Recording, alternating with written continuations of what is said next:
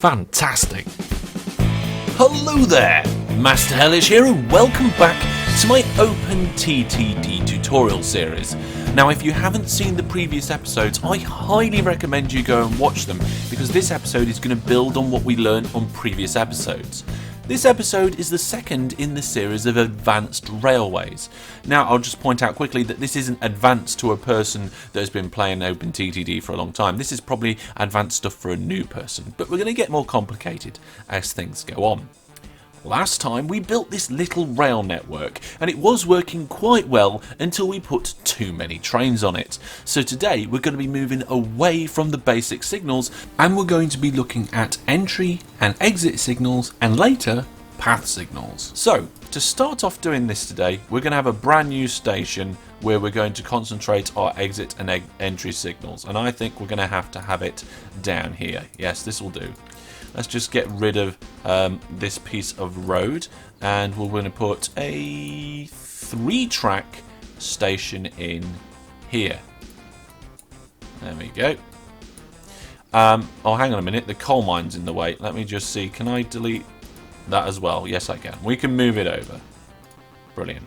There's our 3-track station. Now we need to connect this up, so first thing we're going to do is we're going to do it similar to how we used to. We're going to put our little bits in there. We're going to have an up line and a down line. So there is our up line going out, and there is our down line coming in, and here is our signals in front of the station. Now let's just quickly connect these up. So if we're coming in, we want to be able to go to this platform, we want to go to this platform, we want to go to this platform, and if we're coming out, we want to go that way out, we want to come out this way, and we want to go that way. Brilliant. That's all we need down there. So let's look at how we can improve this, because if all 3 platforms are occupied, a train can still enter this block in the middle here, and that's the problem. We want to keep trains out of these junctions when they can't exit the junction. So how do we do that? Well, we use these net setter signals. We've got entry signals, exit signals, and combo signals. They're the ones we're going to be looking at today.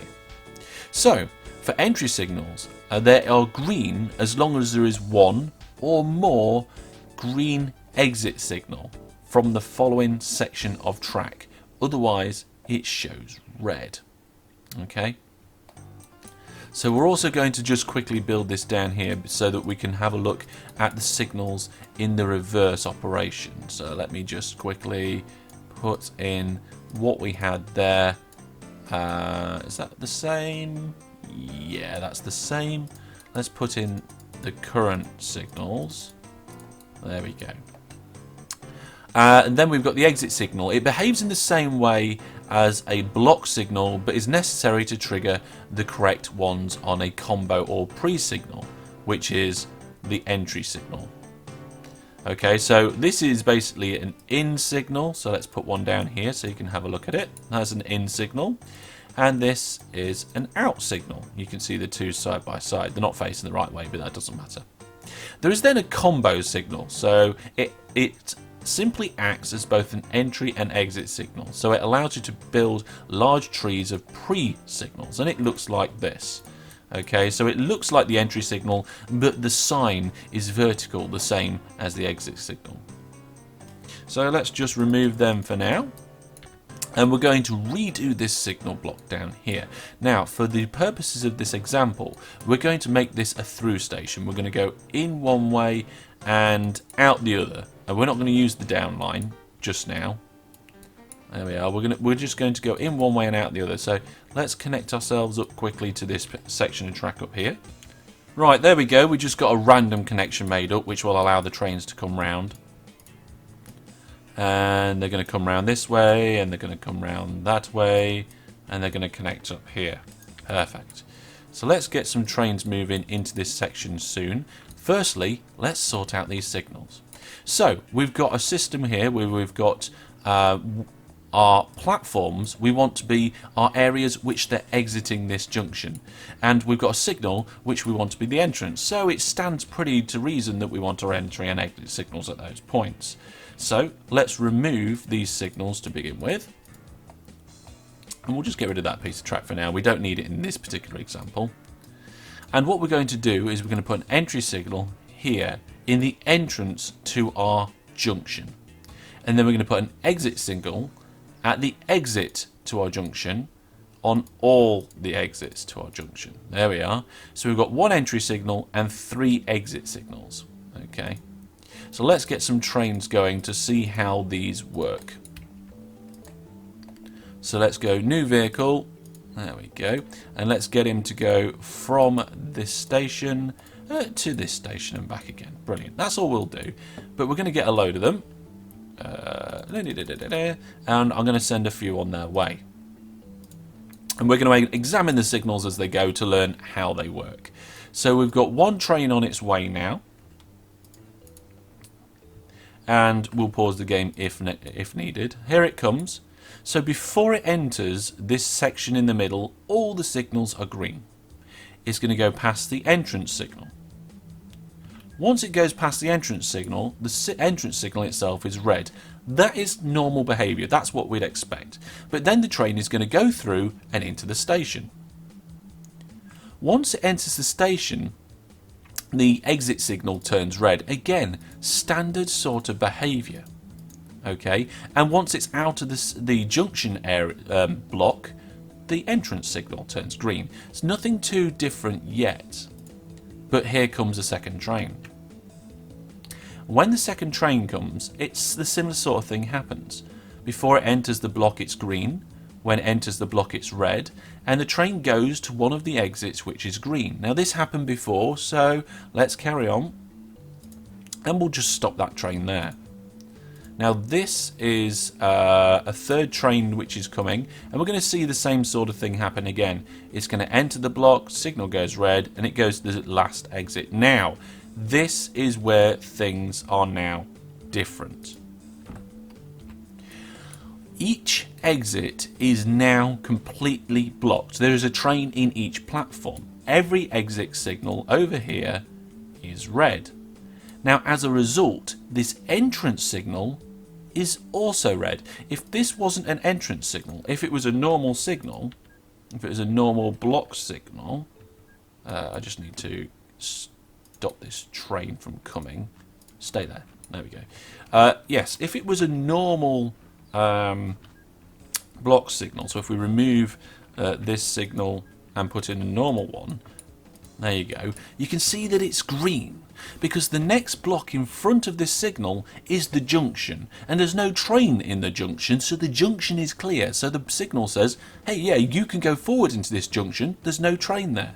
But what we want to do is keep the junction clear, right, to stop deadlocks. Now, in this particular example, you wouldn't necessarily get a deadlock because at the moment we're only going in one direction. So if we put a entrance signal in there instead, you can see that it's red. It doesn't allow you to enter the block because none of the exits are clear. And if we get our fourth and final train to come, you will see that it'll approach the junction and just stop. So how can we implement this on the rest of our line to stop the deadlocks? Well, we can do the same sort of thing over here.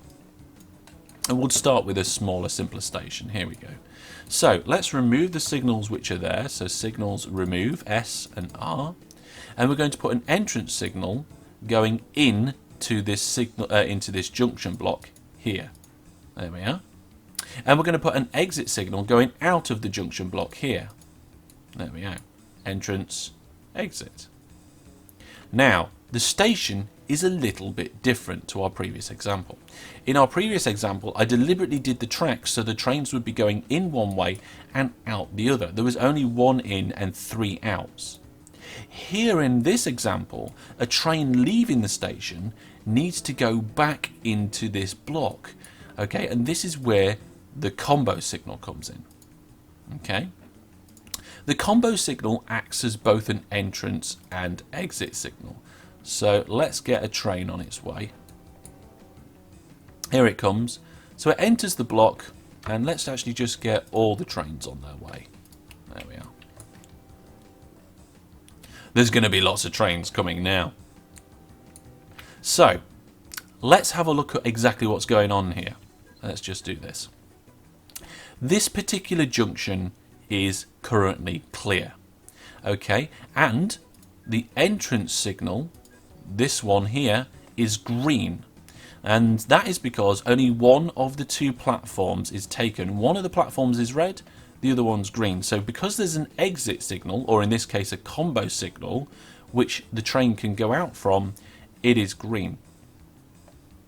Okay, but the signal leading out of the junction block is red because it's blocked by this train down here. Let's just continue this example for now. And you can see that, that's a good point. The train is currently in the junction block, and of course all the signals leading into the junction block are red, including the two pointing into the junction block from the platform. So that is entrance and exit signals.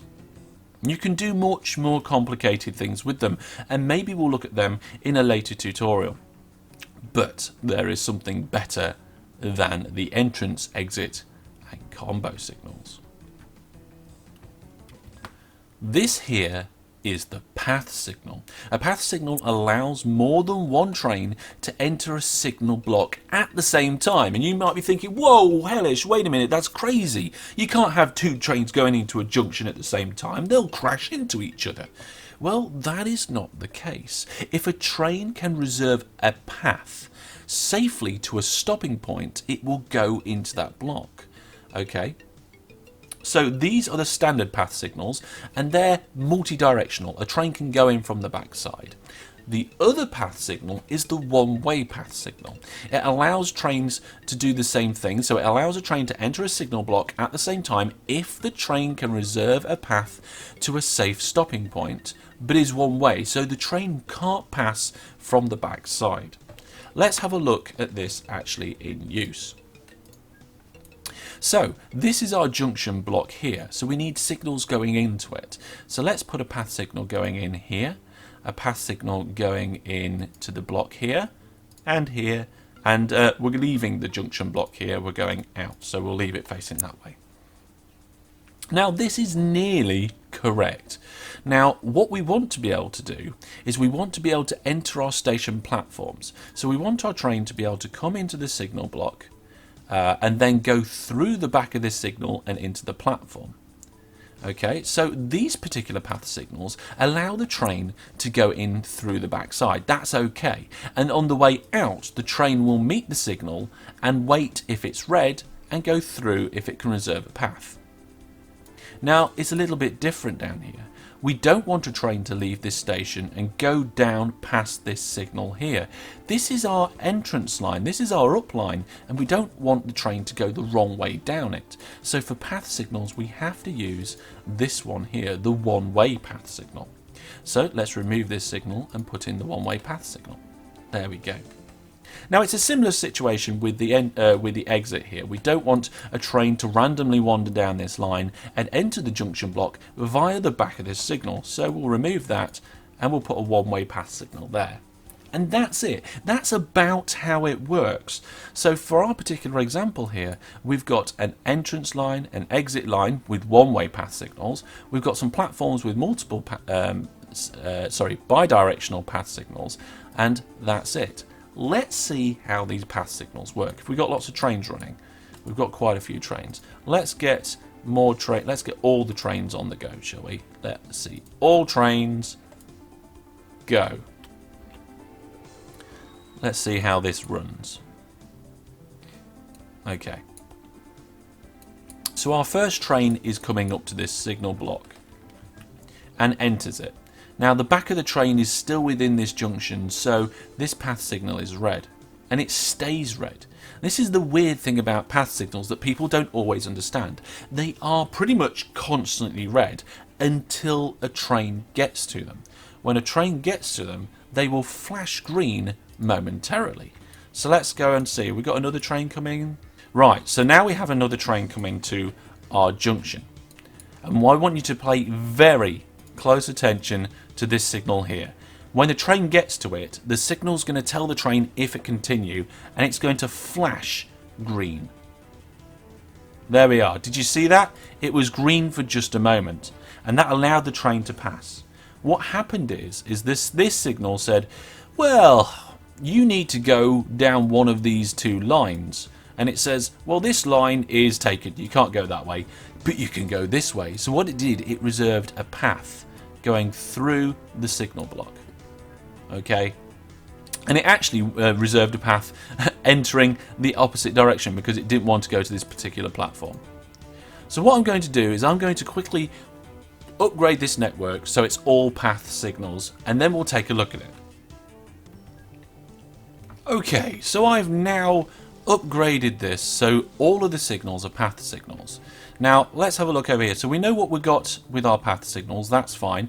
Down the line you can see that on the up line and the down line there's one more here I need to upgrade, and all I've been doing is getting the signal, removing it and putting a path signal in its place like that. That's all I've done. So you can see that we've got path signals all over the place. Now path signals don't stop the problem of trains wanting to enter the block. So you can see here that we have two trains entering the block at the same time. Look at them crossing over from that like that. But they reserved a path. The path that they had didn't want to actually go that way down them. What do I mean by that? Well, let's take a closer look. I'm waiting for this train to not break down. So we can see that the trains are reserving a path through the junction block here. And what I'm doing is I'm going to highlight in the screen the different routes that they're taking. So we've got trains in the block, but they're waiting to exit. There we are.